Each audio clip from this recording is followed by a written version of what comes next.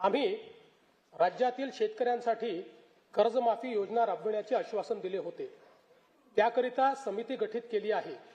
राज्यातील 30 सप्टेंबर 2025 रोजी पीक कर्ज थकीत असणाऱ्या पात्र शेतकऱ्यांना 2 लाख रुपयापर्यंत कर्जमाफी देणारी पुण्यश्लोक अहिल्यादेवी होळकर शेतकरी कर्जमाफी योजना मी आज जाहीर करीत आहे।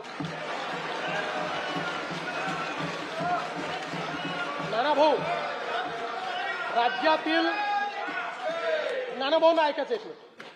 राज्यातील 30 सप्टेंबर 2025 रोजी पीक कर्ज थकीत असणाऱ्या पात्र शेतकऱ्यांना 2 लाख रुपयापर्यंत कर्जमाफी देणारी पुण्यश्लोक अहिल्यादेवी होळकर शेतकरी कर्जमाफी योजना मी आज जाहीर करत आहे। जे शेतकरी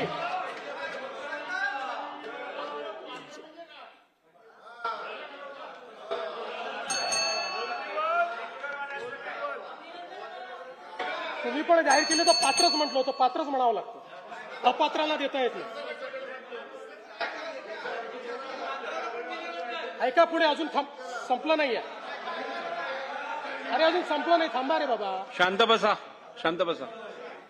जे शेतकरी कर्ज घेऊन नियमित परतफेड करतात अशा शेतकऱ्यांना प्रोत्साहन देण्याच्या हेतूने नियमित कर्ज परतफेड केलेली असल्यास अशा पात्र शेतकऱ्यांना 50,000 रुपयापर्यंत प्रोत्साहनपर लाभ देण्यात येईल। कर्जमाफी तसेच प्रोत्साहनपर लाभ देण्याबरोबर कोकणाला हे जास्त महत्वाचं आहे, कारण कोकणातले लोक सगळे कर्ज परत करतात। कर्जमाफी तसेच प्रोत्साहनपर लाभ देण्याबरोबरच राज्यातील बँकिंग यंत्रणा सक्षम असावी यासाठी समितीच्या शिफारसीतील निकषानुसार निर्णय घेण्यात येईल। स्थानिक स्वराज्य संस्थांच्या निवडणुकीत जनतेने महायुतीवर अभूतपूर्व विश्वास दाखवला, त्याबद्दल मी तमाम जनतेचे आभार मानतो। स्थानिक स्वराज्य संस्थांच्या प्रगतीसाठी महायुती सरकार कटिबद्ध राहील याची मी ग्वाही देतो। 16व्या केंद्रीय वित्त आयोगाने केलेल्या शिफारसी अनुसार पुढील 5 वर्षांमध्ये राज्यासाठी भरीव निधी प्राप्त होणार असून आपत्ती व्यवस्थापनासाठी केंद्र शासनाने वाढीव निधी देण्याबाबत राज्याची मागणी मान्य केली, याबद्दल मी भारताचे प्रधानमंत्री श्री नरेंद्र मोदीजी यांचे मनपूर्वक आभार मानतो। राज्य शासनाने देखील 6व्या वित्त आयोगाची स्थापना केली होती। या वित्त आयोगाने विहित वेळेमध्ये आपला अहवाल सादर केला, याकरिता आयोगाचे अध्यक्ष व सदस्य यांचे मी अभिनंदन करतो व त्यांना धन्यवाद देतो। हा अहवाल कृती अहवालासह माननीय राज्यपालांच्या मान्यतेनंतर पुढील अधिवेशनात सभागृहाच्या पटलावर ठेवण्याची कारवाई करण्यात येईल। आयोगाच्या शिफारसींचा अभ्यास करून प्रशासकीय सुधारणा व आर्थिक विकेंद्रीकरणाच्या माध्यमातून स्थानिक स्वराज्य संस्था सक्षम करण्याची कारवाई करण्यात येईल। 1 फेब्रुवारी 2026 रोजी केंद्र शासनाने युवा केंद्रित अर्थसंकल्प सादर केला। त्यात महाराष्ट्रातील पायाभूत सुविधांचा वेगाने विकास करण्याकरता भरीव अर्थसहाय्य केले आहे। मुंबई पुणे व पुणे हैदराबाद या प्रस्तावित जलदगती रेल्वे प्रकल्पांमुळे सकल राज्य उत्पादनात मोठी वाढ होण्यास मदत होणार आहे। राज्यातील जनतेच्या वतीने मी भारताचे लोकप्रिय पंतप्रधान माननीय नरेंद्र मोदीजी यांचे मनपूर्वक आभार मानतो। महाराष्ट्र हे देशाचे आर्थिक इंजिन असल्याने विकसित भारत 2047 च्या स्वप्नपूर्तीत आपला वाटा सर्वात मोठा असेल। राज्याची अर्थव्यवस्था सन 2047 पर्यंत $5 ट्रिलियन करणे हे राज्याचे मुख्य ध्येय आहे। या ध्येयाची पूर्तता करण्याच्या दृष्टीने विकसित महाराष्ट्र 2047 चे विजन डॉक्युमेंट जाहीर करण्यात आले आहे। त्यानुसार सन 2029-30 पर्यंत साध्य करावयाची अल्पकालीन उद्दिष्टे, राज्याचे अमृत महोत्सवी वर्ष सन 2035 पर्यंत साध्य करावयाची मध्यमकालीन उद्दिष्टे आणि भारतीय स्वातंत्र्याचे शताब्दी वर्ष सन 2047 पर्यंत साध्य करावयाची दीर्घकालीन उद्दिष्टे निश्चित करण्यात आली आहेत। राज्याच्या प्रादेशिक संतुलित विकासाला चालना देण्याकरता 4 प्रमुख स्तंभ ठरवण्यात आले आहेत। 1 प्रगतिशील, दुसरं शाश्वत, तिसरं सर्वसमावेशक आणि चौथं सुशासन या 4 स्तंभाच्या अंतर्गत 16 उपक्षेत्रे निश्चित करण्यात आली आहेत. सन 2047 साली विकसित महाराष्ट्राची इमारत उभी करण्याकरिता इथून पुढे येणाऱ्या सर्व अर्थसंकल्पात विकसित महाराष्ट्राच्या संकल्पाचे प्रतिबिंब दिसणार आहे. या संकल्पाची दिशा कशी असेल हे या वर्षीच्या अर्थसंकल्पात मी स्पष्ट करणार आहे.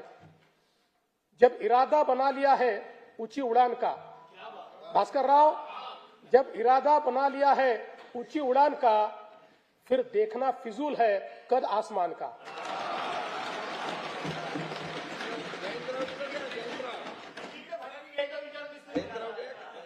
स्तंभ पहिला, प्रगतिशील महाराष्ट्र. उपक्षेत्र पहिले, कृषी संलग्न क्षेत्र आणि ग्रामीण विकास. राज्याचा कृषी जीडीपी सन 2047 पर्यंत 55 अब्ज डॉलरवरनं 500 अब्ज डॉलरवर नेण्याचे उद्दिष्ट ठेवण्यात आले आहे. राज्याचा पोशिंदा बळीराजाला केंद्रस्थानी ठेवून शेतीमालाला जागतिक बाजारपेठ उपलब्ध होण्याकरता 10 ते 15 पिकांसाठी एकात्मिक मूल्य साखळी तयार करण्यात येईल. शेतकऱ्यांना सुलभतेने सेवा देण्याकरता ॲग्रीस्टॅक, महावेद, महाडीबीटी आणि इतर डिजिटल प्लॅटफॉर्म्सद्वारे शेतकऱ्यांसाठी एकात्मिक परिसंस्था निर्माण करण्याचे उद्दिष्ट आहे. महाराष्ट्र आज कृत्रिम बुद्धिमत्ता, AI आणि डिजिटल शेतीमध्ये देशात आघाडीवर आहे. महाविस्तार AI या प्लॅटफॉर्मवर 30 लाखाहून अधिक शेतकऱ्यांना हवामान अंदाज, पीक सल्ला आणि बाजारभावाची अचूक माहिती मिळत आहे. हा प्लॅटफॉर्म खऱ्या अर्थानं शेतकऱ्यांचा डिजिटल सहकारी आहे. आदिवासी शेतकऱ्यांसाठी आम्ही महाविस्तारमध्ये देहवाली भिली भाषेचा समावेश केला आहे. लवकरच इतर प्रमुख आदिवासी भाषाही यामध्ये जोडल्या जातील. ज्यांच्याकडे स्मार्टफोन नाही अशा शेतकऱ्यांसाठी आम्ही वसुधा ही व्हॉइस सेवा सुरू केली आहे. या फोन कॉलवरच पिकांचे आरोग्य आणि कीड व्यवस्थापनाचा सल्ला दिला जात आहे. Agriculture data exchange and sandbox आणि राज्यातील 4ही कृषी विद्यापीठांमध्ये artificial intelligence innovation and incubation centre स्थापन करण्यात येत आहे. यामुळे कृषी स्टार्टअप्सला मोठी चालना मिळेल. या आधुनिक तंत्रज्ञानामुळे शेतीच्या उत्पादन खर्चात 25% कमतरता होऊन शेतकऱ्यांचे उत्पन्न वाढण्यास मोठी मदत होणार आहे. कृषी क्षेत्रातील डेटा व डिजिटल सेवांच्या माध्यमातून शासनाच्या विविध योजनांचा लाभ शेतकऱ्यांपर्यंत जलद व पारदर्शकपणे पोहोचवण्यासाठी राज्यात ॲग्रीस्टॅक योजना राबविण्यात येत आहे. शेतकऱ्यांना फार्मर ID देण्यात महाराष्ट्र देशातील अग्रगण्य राज्य असून फेब्रुवारी 2026 पर्यंत 1,31,00,000 फार्मर ID तयार झाले आहेत. या योजनेत आम्ही आदिवासी वनपट्टेधारक शेतकरी यांचा देखील समावेश करत आहोत. कृषी समृद्धी योजनेअंतर्गत सन 2026-27 ते सन 2029-30 या 4 वर्षाच्या कालावधीत राज्यातील कृषी क्षेत्रात भांडवली गुंतवणूक वाढवून पायाभूत सुविधा निर्माण करण्यात येतील. राज्यात 5 लाख हेक्टर क्षेत्र नैसर्गिक शेतीखाली आणून सकस व पोषणयुक्त नैसर्गिक शेतीमाल उत्पादित करण्यासाठी आगामी 2 वर्षांमध्ये महाराष्ट्र नैसर्गिक शेती अभियान या नवीन योजनेची अंमलबजावणी करण्यात येणार आहे. गोपीनाथ मुंडे अपघात सानुग्रह अनुदान योजनेत शेतमजुरांचा देखील समावेश करण्यात येईल. राज्याच्या कृषी उत्पन्नात पशुपालनाचा वाटा 25% आहे. ही व्याप्ती वाढवण्यासाठी आम्ही मुख्यमंत्री ग्रामीण पशुधन उद्योजक योजना सुरू करत आहोत. पशुसंवर्धन आणि मत्स्य व्यवसायाला आता कृषी समकक्ष दर्जा देण्यात आला आहे. त्यामुळे या क्षेत्रालाही शेतीप्रमाणे सर्व पायाभूत सुविधा आणि सवलती मिळतील, ज्यामुळे मत्स्य आणि पशुजन्य उत्पादनात मोठी वाढ होईल. संयुक्त राष्ट्र संघटनेने हे वर्ष आंतरराष्ट्रीय महिला शेतकरी वर्ष म्हणून घोषित केले आहे. त्यानिमित्त महिला गोपालक, कुक्कुटपालक आणि शेळीपालकांसाठी आम्ही विशेष प्रोत्साहनपर कार्यक्रम राबविणार आहोत. मत्स्य व्यवसाय क्षेत्राच्या विकासासाठी प्रतिवर्षी 1,240 कोटी रुपये आर्थिक भाराच्या मुख्यमंत्री मत्स्य संपदा योजनेस मान्यता देण्यात आली आहे. या योजनेमुळे राज्यातील मच्छीमारांचे आर्थिक व सामाजिक विकासाबरोबरच पायाभूत सुविधा निर्मितीमुळे मत्स्य उत्पादनात वाढ होणार आहे. मुख्यमंत्री ग्राम सडक योजना टप्पा 1 अंतर्गत 97% कामे 30,000 किलोमीटरपेक्षा जास्त पूर्ण झाली असून उर्वरित कामे मार्च 2026 पर्यंत पूर्ण करण्याचे नियोजन आहे. टप्पा 2 अंतर्गत 2,450 किलोमीटर रस्त्यांची कामे पूर्ण झाली असून उर्वरित कामे प्रगतीपथावर आहे. आता आम्ही टप्पा 3 घोषित करत असून त्या अंतर्गत 23,000 किलोमीटर लांबीचे रस्ते व पुलांची कामे हाती घेण्यात येतील. ग्रामीण भागातील शेतपालन रस्त्याच्या मजबूतीकरणासाठी पूर्ण यंत्रसामुग्रीच्या साहाय्याने जलद गतीने काम करण्याकरिता सोपी व सुलभ कार्यपद्धती असलेल्या मुख्यमंत्री बळीराजा शेतपालन रस्ते या नवीन योजनेस मान्यता देण्यात आली आहे. प्रधानमंत्री ग्राम सडक या योजनेचा भाग 1 व 2 अंतर्गत 99% कामे 26,758 किलोमीटर रस्ते व 782 पूल पूर्ण झाली आहेत.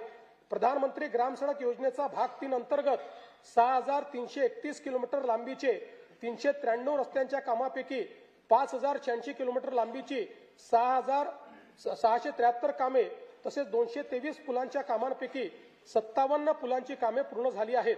उर्वरित कामे प्रगतीपथावर आहेत. प्रधानमंत्री ग्राम सडक योजना भाग 4 अंतर्गत लोकवस्तीशी न जोडलेल्या वाड्या वस्त्या बारमाही रस्त्याने जोडण्याची कामे हाती घेण्यात येणार आहेत. प्रधानमंत्री आवास योजना ग्रामीण टप्पा 2 अंतर्गत सन 2024-25 व 25-26 करिता 27,87,000 मंजूर घरकुलांपैकी 3,57,000 घरकुले पूर्ण झाली असून उर्वरित घरकुलांची कामे प्रगतीपथावर आहेत.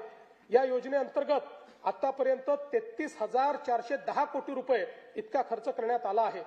प्रधानमंत्री आवास योजना शहरी व ग्रामीण अंतर्गत बांधण्यात येणाऱ्या घरांवर रूफटॉप सोलर लावण्यासाठी अतिरिक्त अनुदान उपलब्ध करून ऊर्जा स्वावलंबन साध्य करण्यात येणार आहे.